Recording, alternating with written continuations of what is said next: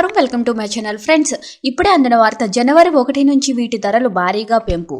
సాధారణంగా కొత్త నెల ప్రారంభంలో కొత్త రూల్స్ మార్పులు అమల్లోకి వస్తుంటాయి. ఇక ఈ కొత్త ఏడాది తొలి రోజే నుంచే చాలా మార్పులు నిబంధనలు అమల్లోకి వస్తున్నాయి. ఆర్థికపరమైన అంశాలలో మార్పులపై ప్రజలపై అదనపు భారం పడనుంది. గ్యాస్ ధరలు, జీఎస్టీ, వస్తువుల ధరలు పెంపు, ఫిక్స్డ్ డిపాజిట్ల వంటి కీలకమైన ఆర్థిక అంశాలు ఇందులో ఉన్నాయి. ఇది మీ జేబుకు చిల్లు పడేలా చేయవచ్చు. మరి ఈ అంశాల గురించి ఇప్పుడు మనం తెలుసుకుందాం.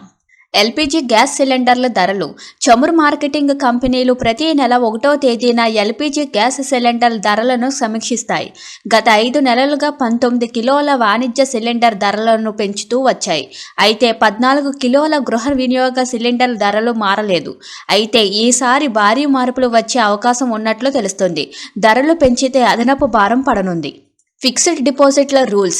2025 జనవరి 1వ తేదీ నుంచి నాన్ బ్యాంకింగ్ ఫైనాన్షియల్ సంస్థలు, హౌసింగ్ ఫైనాన్స్ సంస్థల్లో ఫిక్స్డ్ డిపాజిట్లకు సంబంధించి కీలక మార్పులు రానున్నాయి. ఈ మేరకు కొద్ది రోజుల క్రితమే రిజర్వ్ బ్యాంక్ ఆఫ్ ఇండియా కీలక ఆదేశాలు జారీ చేసింది.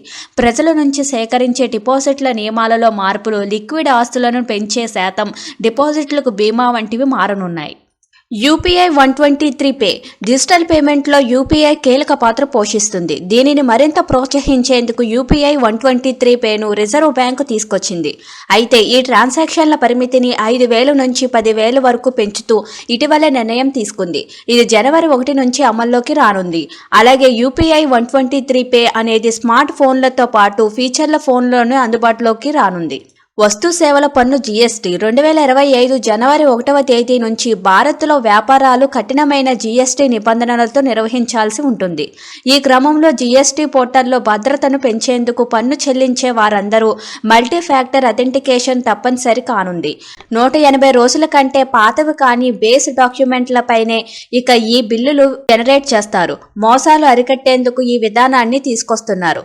Thank you for watching this video.